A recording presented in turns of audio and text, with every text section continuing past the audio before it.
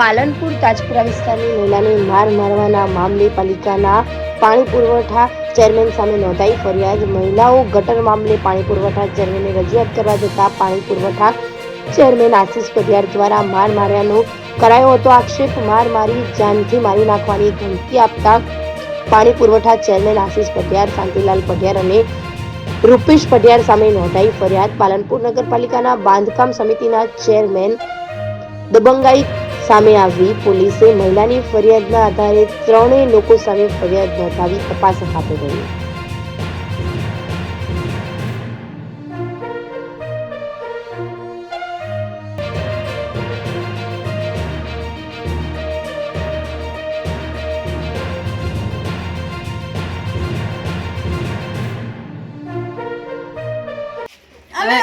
અમે ગરીબ છીએ એટલે ગરીબ છીએ એનો મતલબ એવું કે અમને મારો. હા, એ રૂપિયાવાળા એટલે એમના રૂપિયાનો પાવર બતાવે. મારવા આયા ઉપરથી.